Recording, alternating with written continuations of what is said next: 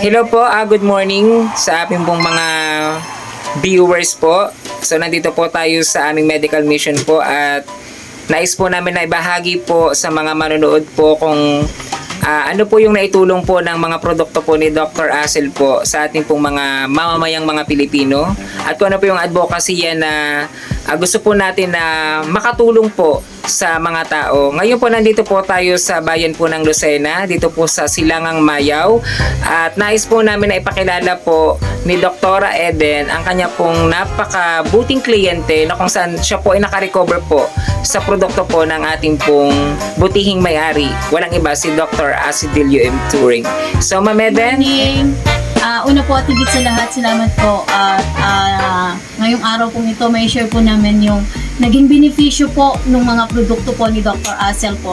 Sa isa pong pasyente na nung tinawag po ako ay talaga pong nandun po siya sa lugar na talaga pong sabi nga po niya is 50-50 po siya.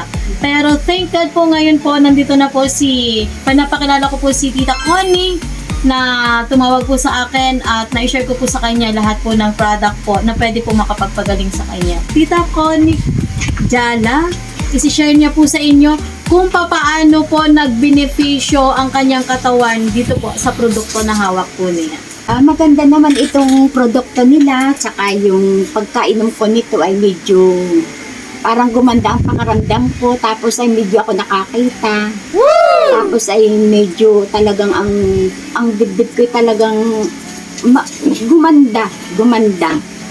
Tapos ay yung pagpasok ng gamot, sabi ko sa kanya, ayoko nang uminom ng gamot, di ko kaya. Tapos ay yung point na gano'n na pwede na palang lumudin, nagtuloy-tuloy ng inom ko. Hanggang sa maganda yung mga produkto na nainom ko. Itong anong produktong tinatanong nila, Elixir. So si Tita Connie po ay 15 days recovery po. Mula po doon sa kanyang pagkahiga, hindi rin po siya dumudumi ng almost 7 days. Nahihirapan po talaga siya at yung pong kanyang, sabi po niya sa akin, yung hilo po niya sobrang hilo na halos umiikot po siya sa pagkakahiga niya. Yung sakit po ng ulo niya, sobrang sakit, hindi niya kayang tiisin talaga at saka yung sakit ng dibdib niya. Pero po, nung makainom po siya ni Elixir, sabi ko nga po sa kanya sa Elixir, sa pamamaga, sa bukol, sa infection, and syempre po doon sa mga barado. Kaya po nangyayari, sabi ko sa kanya, yung mga nararamdaman niya dahil sa mga bagay na yon.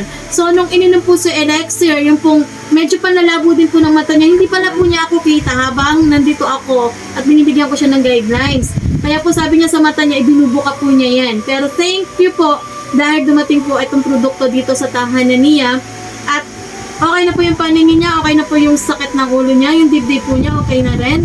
So, meron lang po tayo, sabi nga po natin is 2 months full recovery at yun po yung talagang inaasahan po pa namin sa mga product po ni Dr. Acel.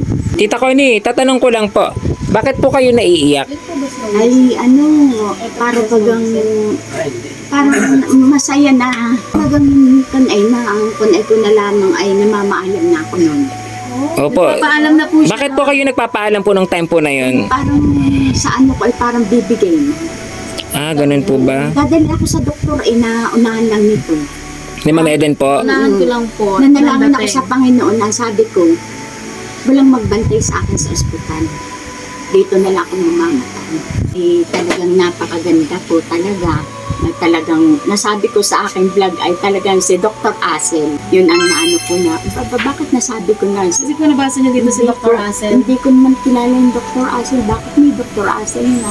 Sa sarili ko, napunay ko pala doon pala. Dito pala po niya nabasa. Salamat po, Dr. Acel. Kahit hindi ko po kita pa nakikita, ay talaga po napakaganda po pala ng produkto ninyo. Ayan. Ng inyong mga gamot. At talagang nakatulong naman po sa akin talaga. At talaga pong napakaganda po talaga.